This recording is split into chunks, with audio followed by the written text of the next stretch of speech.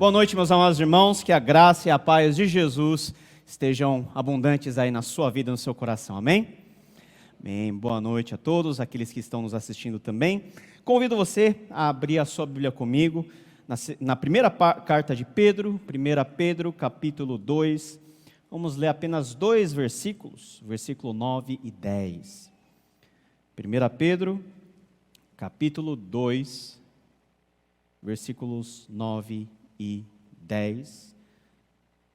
Se os irmãos também preferirem, podem também ver pela nossa projeção. 1 Pedro 2, 9 e 10 diz o seguinte: Vós, porém, sois raça eleita, sacerdócio real, nação santa, povo de propriedade exclusiva de Deus, a fim de proclamardes as virtudes daquele que vos chamou das trevas para a sua maravilhosa luz. Vós, sim, que antes não éreis povo, mas agora sois povo de Deus, que não tinhais alcançado misericórdia, mas agora alcançaste misericórdia. Amém. Vamos orar ao Senhor mais uma vez. Nosso Deus e nosso Pai, louvamos o Teu glorioso nome. Obrigado, Senhor, por estarmos juntos nessa noite, celebrando, Senhor, adorando o Teu santo nome. E agora, ó Pai, como o Senhor já tem falado conosco nesse culto, ó Deus, usa, Senhor, a Tua palavra para reforçar aquilo que Tu queres para cada um de nós e para a nossa Igreja Presbiteriana de Cuiabá. Prepara as nossas mentes e o nosso coração para que possamos ouvir a Tua voz e sermos obedientes ao Teu chamado. É o que nós te pedimos, em nome de Jesus. Amém. Meus irmãos, existem várias maneiras de se responder àquela questão que todos já ouviram e que alguns ainda se fazem. Quem é você? Se alguém chegar e perguntar para você quem é você, qual que é a primeira coisa que por reflexo você vai responder? Você vai falar o seu nome. Eu sou Paulo. Como assim, quem é você? Meu nome é Paulo. Porque o nome, dentro da nossa sociedade, dentro das nossas convenções, ela está, de alguma maneira, associada à pessoa. É a forma de identificar a pessoa. É a forma de você já classificar essa pessoa junto com o seu estereótipo, junto com as suas feições, o seu comportamento. Você pensa Paulo, você imagina quem seja. Você pensa em qualquer outro nome, você imagina quem que seja, e essa é uma forma de nós nos apresentarmos e definirmos de alguma maneira a nossa identidade. Mas para além da identidade, nós temos as nossas identidades funcionais, é aquilo que nós fazemos. Eu sou Paulo, mas também sou pastor. Eu sou Paulo, mas também sou pai. Eu sou Paulo, mas também faço um monte de outras coisas. Identificações também relacionadas ao seu ser como pessoa, gênero, idade, fenótipo, se você tem cabelo castanho, se você é loiro, se você é alto, baixo, tudo isso são caracterizações que podemos fazer para construir um certo nível de identidade que vai perseguir cada um de nós até o fim das nossas vidas.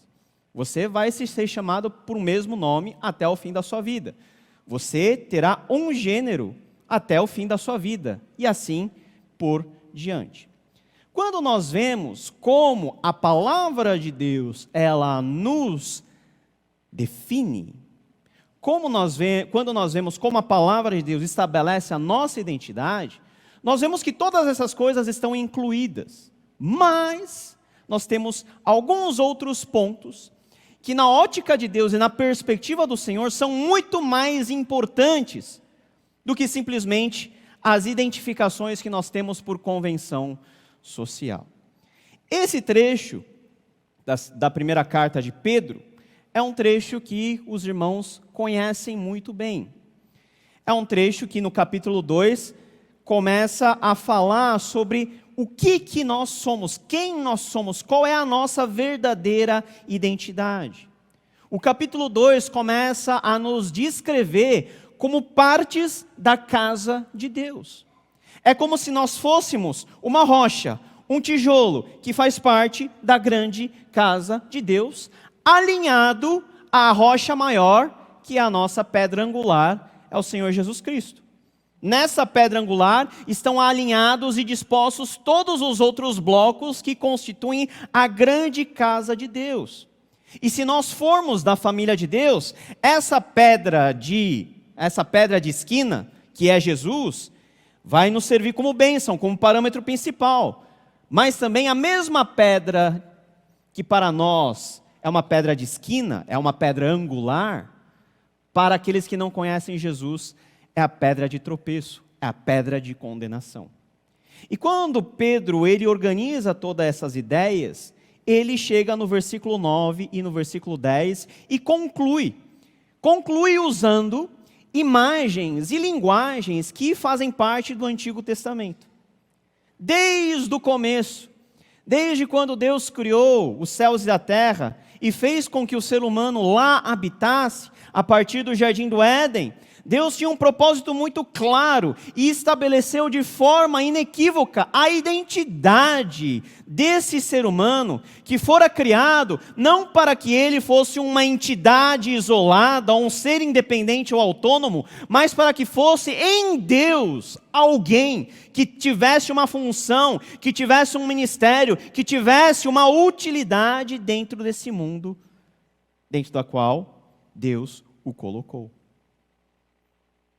E quando nós falamos especialmente de missão nesse mês tão especial, que nós estamos enfatizando sobre a questão do ir, do evangelizar, tem uma coisa que antecede a missão, que é justamente a nossa identidade. Porque se você não sabe quem você é, você não sabe o que você tem que fazer. Se você não tem bem estabelecido a sua função, você não sabe o que você tem que fazer. Ou você passa a fazer um monte de outras coisas que não fazem parte do escopo daquilo que é a sua identidade, daquilo que é o seu ofício. Se você é contratado para ser professor, não se espera do professor que ele faça a merenda das crianças. Se espera que ele ensine. Mas isso só é possível quando estiver muito claro na cabeça de quem contrata e na cabeça do contratante quem ele é, qual é a sua função. E a pergunta implícita que o Espírito Santo quer fazer para cada um de nós através desse texto é o seguinte: quem você é e o que você tem a fazer? Qual é a sua identidade e, atrelada a essa identidade, qual é a sua missão? Então eu vou dividir a minha conversa com os irmãos hoje nesses dois pontos. Primeiro, nós vemos como que Pedro nos caracteriza em termos da nossa identidade e como essa identidade é crucial para nós sabermos qual é a nossa missão, qual é a nossa função dentro do reino de Deus. Veja bem, primeira coisa que o apóstolo Pedro ele nos ensina, e ele ensina isso a partir do versículo 9, vós, porém, sois raça eleita. As traduções mais modernas dizem, vós sois a geração eleita. E quando nós falamos que nós somos pessoas que fomos elegidas, escolhidas por Deus, nós nos remetemos justamente a como Deus trata a humanidade desde a sua queda. Quando Deus fez Adão e Eva, era tudo maravilhoso. Adão e Eva já eram escolhidos por excelência e foram criados por Deus para que eles fossem os representantes de Deus a administrar e a cuidar bem desse mundo. Mas a partir da queda, toda a raça humana com Adão e Eva, eles caíram. Eles ficaram longe da glória de Deus. Eles se perderam em suas transgressões e em seus pecados. E Deus já havia estabelecido um plano de resgate para essa humanidade caída. E o plano de resgate começa a ser apresentado lá em Gênesis capítulo 12, quando Deus escolhe alguém. Quando Deus escolhe o descendente de Noé, chamado Abraão, e diz para Abraão o seguinte, olha, sai daqui dessa terra onde você está, vai para onde eu vou te mostrar. Abraão não sabia de nada, ele só foi, e Deus diz assim, olha, eu vou te abençoar. Aqueles que te abençoarem serão abençoados, aqueles que te amaldiçoarem serão amaldiçoados, e em você, por meio de você, todas as famílias da terra serão também abençoadas. Deus escolhe uma pessoa, Deus escolhe uma família, por meio dessa família Deus escolhe um povo, e Deus tinha na mente que esse povo cumprisse o seu chamado de ser luz para as nações e apresentar quem é Deus. Mas toda a história do Antigo Testamento nos mostra que o povo que Deus escolheu para ser a solução, acabou se transformando no maior problema. A história do Antigo Testamento é a história da insistente e persistente teimosia do ser humano em ir para um outro lugar que não aquele que Deus indicou. Mas Deus escolheu um povo. Deus escolheu uma pessoa. Deus fez com esse povo uma promessa: em ti serão benditas todas as famílias da terra. Essa é a forma por meio da qual Deus age. Ele nos escolhe, e Deus não escolhe todos. De alguns Deus quer alcançar muitos, de poucos Deus quer alcançar o restante. E a Bíblia, ela revela isso de maneira tão maravilhosa. Por exemplo, lá em Efésios capítulo 1, versículo 4 e 5, o apóstolo Paulo diz o seguinte: assim como nos escolheu nele antes da fundação do mundo, para sermos santos e irrepreensíveis perante ele, e em amor nos predestinou para ele, para a adoção de filhos por meio de Jesus Cristo, segundo o beneplácito de sua vontade. Meus amados irmãos, é tão maravilhoso nós termos fixo no nosso coração e confirmado pela palavra de Deus que todos nós que cremos é porque um dia nós somos chamados por Deus. E Ele nos chamou em amor. Ele não nos chamou vendo a nossa cor, o nosso gênero, as nossas capacidades. Deus, quando vai falar para o seu povo, diz o seguinte: vocês não têm nada de condição boa para que eu tivesse chamado vocês. Eu chamei porque eu amei vocês. E desde a eternidade, desde antes de todos nós sermos concebidos, Deus já nos conhecia e em amor Ele já nos escolheu. Todos nós estamos sentados aqui nessa igreja porque Deus, Ele nos escolheu antes de todas as coisas. Nós somos amados por Deus. Ele nos predestinou antes da fundação do mundo para sermos santos e irrepreensíveis. Ele nos predestinou para sermos adotados como filhos e filhas de Deus. Só os eleitos são filhos e filhas de Deus. E nós temos esse privilégio em amor, segundo o bom propósito da vontade de Deus. Nós somos frutos da boa vontade de Deus que nos beneficiou. Nós que fomos colocados no chão por causa do pecado, e nós tínhamos como destino certo o inferno, Deus nos resgatou para que pudéssemos viver a luz no reino de glória. Cada um de nós é eleito. E falar de eleição é fundamental para nós entendermos o propósito de Deus na missão. Porque a missão começa com cada um de nós, em nós sabermos que nós só estamos aqui porque Deus fez tudo por nós. Nós amamos a Deus porque Ele nos amou primeiro. Nós estamos aqui porque Ele nos chamou. Porém, vocês são geração eleita. Toda vez que você acordar com mau humor, com resquícios de depressão, ou quando você acorda com aquela síndrome de inferioridade, fala para você mesmo: olha, Deus disse que eu sou a geração eleita dele. Eu fui eleito por Deus. Para Deus eu tenho um valor, eu tenho um propósito de estar aqui. E Deus vai cumprir esse propósito na vida de cada um de nós. Porque nós somos a sua geração eleita.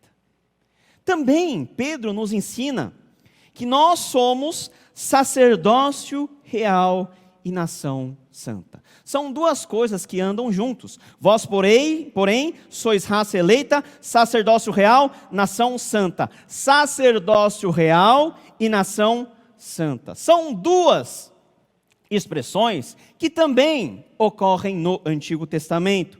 Lá em Êxodo capítulo 19, versículos 5 e 6, diz o seguinte: agora, pois, se diligentemente ouvirdes a minha voz e guardardes a minha aliança, então sereis a minha propriedade peculiar dentre todos os povos, porque toda a terra é minha. Vós me sereis reino de sacerdotes e nação santa. O que nós somos? Nós somos a geração eleita de Deus. O que nós somos? Nós somos o sacerdócio real de Deus. Todos nós fomos chamados para sermos sacerdotes de Deus. Não existe sacerdócio como ofício na Bíblia. Existe sacerdócio como chamado geral a todos aqueles que são eleitos por Deus.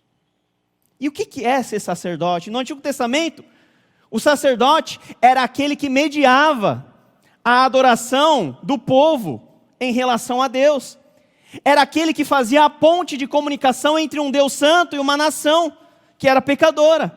É aquele que, ano a ano, no Santo dos Santos, para aspergir sangue sobre a Arca da Aliança e receber o perdão divino. Quando nossos primeiros pais, Adão e Eva, eles foram criados para serem sacerdotes reais no Jardim do Éden, de maneira que a adoração de todo o universo seria mediada por eles. Todo o universo. Mas só que aqueles que foram criados para serem sacerdotes, resolveram pecar e cair em desgraça. Mas o plano de resgate que nos atinge é de reestabelecer esse chamado original de Deus, de que nós somos sacerdotes de Deus. E sacerdotes reais. Você já parou para pensar o que é ser sacerdote real? O que é ser sacerdote real? Ser sacerdote, tudo bem, você já entendeu, mas um sacerdote real. Nós fomos criados para assumir uma posição real diante de Deus. Nós fomos criados para que, debaixo da autoridade de Deus, nós pudéssemos governar o mundo. Deus deu esse mandato para cada um de nós: vão, se frutifiquem, multipliquem-se, dominem a terra, cuidem das coisas. Para que, ao olhar para o ser humano, toda a criação soubesse que existia um Deus acima de todas as coisas, e o ser humano era a sua imagem e semelhança.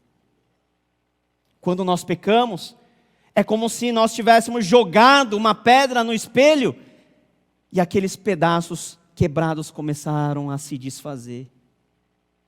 Mas não de forma irremediável, porque em Cristo, Deus nos chama novamente a assumirmos aquele chamado original, de nós sermos um reino de sacerdotes e uma nação santa. Todo sacerdote tinha que ter compromisso com a santidade de Deus, porque senão o sacerdote era o primeiro a morrer. Nós, como nação de sacerdotes, como sacerdócio real, nós temos que ter no nosso DNA, na nossa identidade mais essencial, o compromisso de nós sermos, ou de ao menos tentarmos ser santos, como Deus quer que nós sejamos. Sede santos, porque eu sou santo, diz o Senhor. A santidade tem que ser o nosso maior alvo. O nosso maior alvo não é ser rico. O nosso maior alvo não é ter uma saúde inabalável. O nosso maior alvo em Cristo Jesus é de nós sermos cada vez mais santos diante do Senhor.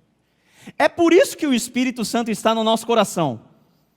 O Espírito Santo está no nosso coração para que nós pudéssemos nos lembrar daquilo que Jesus nos ensinou e por causa dessa palavra nós sermos santificados todos os dias.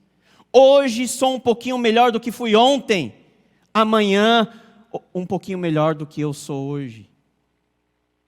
Cada vez mais próximos de Jesus, cada vez mais afinados na sintonia de Deus. Nós somos um reino de sacerdócio real e nação santa. A igreja tem um papel fundamental neste mundo. O mundo não se acabou porque a igreja ainda está presente sendo luz e sal. O pecado ainda não dominou completamente todas as coisas, porque existe em todos os lugares deste mundo homens e mulheres comprometidos em serem sacerdotes reais e nação santa. O Brasil será mantido pelo Senhor por causa da sua igreja. O mundo será mantido até o grande e temível dia de Deus por causa da igreja. Nós, meus amados irmãos, estamos no centro da história. Deus é o ator principal, mas nós estamos lá vivendo essa história junto com Deus, no lugar mais importante. E o chamado de Deus é que nós sejamos sacerdócio. E o sacerdote, ele tem que ter alguém para mediar. Nós precisamos exercer o nosso sacerdócio como? Anunciando as grandezas de Deus para quem não conhece. Para trazer para mais perto aquelas pessoas que desconhecem que o nosso Deus de amor existe. Como que nós seremos uma nação santa? Nós, como igreja, vivendo em santidade e mostrando para o mundo que existe uma alternativa muito melhor do que aquilo que o mundo está vivendo lá fora. Se a igreja não tem o que oferecer, a igreja pode fechar as portas, porque ela não executa mais a sua função. Nós somos raça eleita, sacerdócio real, nação santa. Em terceiro lugar, Pedro nos diz que além de todas essas coisas, nós somos o povo exclusivo de Deus. O que é algo exclusivo? É de uso particular. Você não divide certas coisas que são suas com outras pessoas. Você não divide sua escova de dente. Espero. Você não divide as suas coisas particulares porque é seu, é um uso seu, para as suas necessidades. E Deus olha para cada um de nós e diz o seguinte: você é meu. Você é meu povo, é meu particular, exclusivo. Já pensou? Que coisa maravilhosa? Eu sou exclusivo de Deus. Eu sou alguém que foi chamado para ser povo exclusivo de Deus. Povo chamado para pertencer a apenas um Deus. E essa terminologia também é uma terminologia do Antigo Testamento. Deuteronômio 7,6: porque tu és povo santo ao Senhor, teu Deus. O Senhor, o teu Deus, te escolheu para que fosses o quê? Seu povo próprio, de todos os povos que há sobre a terra. Quer dizer que Deus me escolheu de todos os povos para ser o seu povo particular. Quantos povos nós temos no mundo?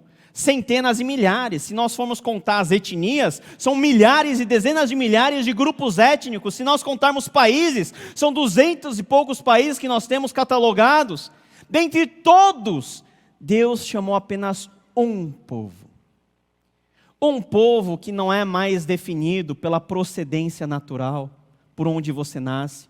Um povo que não é mais definido pela cor da pele. Um povo que não é mais definido pelas posses que tem ou deixa de ter. Um povo que não é mais definido pela educação ou pelo contexto social, mas são todos aqueles que em Jesus foram lavados e remidos.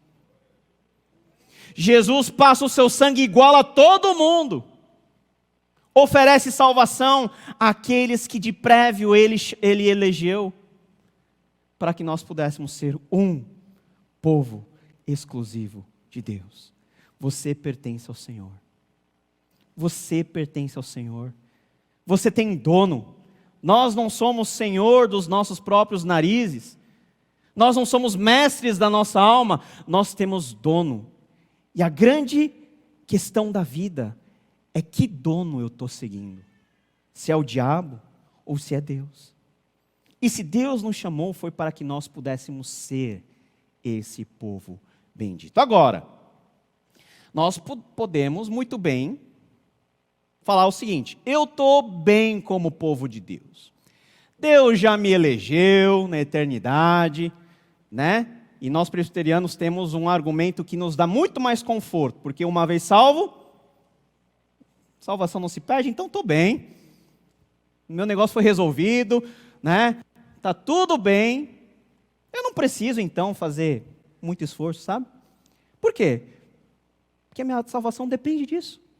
Já foi conquistada por Jesus, então, eu vou sentar no meu banquinho não, poltrona, e eu vou, como um bom espectador, ver o que acontece. Se eu tiver condição, eu vou lá e dou uma oferta generosa para um missionário, porque aí ele vai no meu lugar. Se eu me lembrar, eu vou orar pelo missionário, porque afinal, você também faz missões de joelho, e você acaba, sem querer, querendo, se acomodando na sua identidade e esquecendo que a identidade que você tem está atrelada a uma missão. Ninguém é simplesmente para ser alguma coisa. Nós somos chamados por Deus para participarmos da grande obra de salvação nesse mundo. Nós fomos chamados pelo nosso Senhor Jesus Cristo, que por meio do seu sangue, remiu a cada um de nós aqui, para que nós também sejamos instrumentos, para que outros que não conhecem, possam ser alcançados pela mesma graça que hoje vivemos. Eu sou povo eleito, nação santa, reino de sacerdotes, povo exclusivo. Mas aí nós temos no final do versículo 9, uma cláusula que está lá para nos incomodar. Vós, porém, sois raça eleita, sacerdócio real, nação santa, povo de propriedade exclusiva de Deus, a fim de... O que é a fim de? Para. É um propósito. É uma missão. A fim de proclamardes as virtudes daquele que vos chamou das trevas para a sua maravilhosa luz. Só tem sentido ser geração eleita se eu proclamo as virtudes daquele que me elegeu na eternidade. Só tem sentido ser sacerdócio real se eu proclamo as graças do sumo sacerdote que é Jesus Cristo. Só tem sentido ser uma nação santa se eu, por meio da minha vida, influencio em santidade no outro que não conhece a Deus. Só tem sentido ser povo de Deus se eu não estou satisfeito apenas em ser povo de Deus, mas que esse povo de Deus se alargue, se amplie para receber aqueles que Deus elegeu, mas que pela minha proclamação são chamados. Nós não sabemos quem Deus elegeu. Por isso, Deus quer usar a sua igreja para proclamar. E a proclamação é o quê? Chamar. É Deus chamando os seus. É você, vem, vem, vem. E de um em um, o povo de Deus, ele vai ganhando uma dimensão cada vez maior. Nós somos o que somos em Cristo para proclamar as virtudes daquele que nos chamou das trevas para a sua maravilhosa luz. E nós não estamos aqui para falar algo que nós não vivemos, porque aí nós não teríamos autoridade.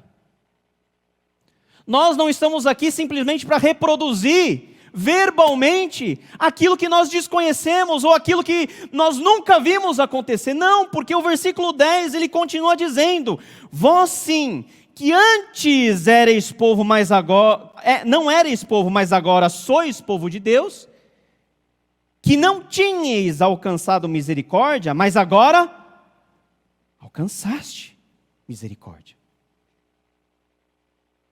É muito importante, meus amados irmãos, e aqui as duas coisas se juntam, a identidade e a missão, Porque se antes nós não temos consciência daquilo que Deus fez em Cristo Jesus em nós, não adianta nós seguirmos para a missão. Porque a missão não vai ter sentido. Porque eu vou ser instrumento de Deus para salvar o outro enquanto eu não estou salvo. Nós temos que fazer essas duas coisas muito bem. E na maioria do tempo nós fazemos a primeira parte muito bem, que é reafirmarmos quem nós somos. Porque às vezes isso é mais confortável. Não, eu sou povo de Deus, eu sou sacerdote do rei, eu sirvo ao Senhor. Mas a grande pergunta do texto é: para que Deus te chamou para ser tudo isso? Para quê? Olha, Pedro dizendo à igreja: vocês nem povo eram, mas agora são. Vocês estavam longe da misericórdia de Deus, mas agora vocês foram alcançados por essa misericórdia. Então tratem de acordar e proclamar as verdades daquele que te chamou das trevas para a maravilhosa luz. Vocês sabem do que vocês estão pregando. Deus não fez uma obra na sua vida.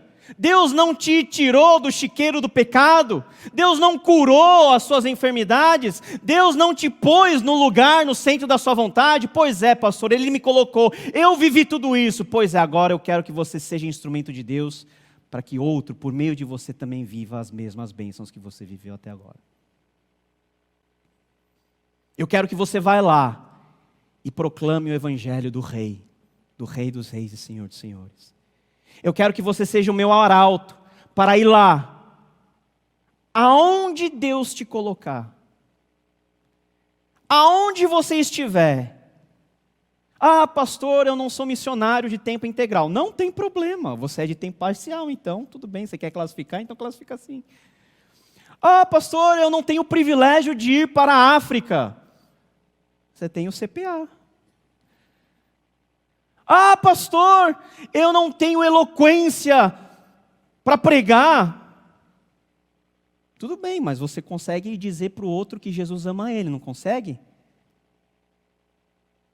Pastor, eu não tenho poder para colocar a mão sobre os enfermos e eles saírem curados.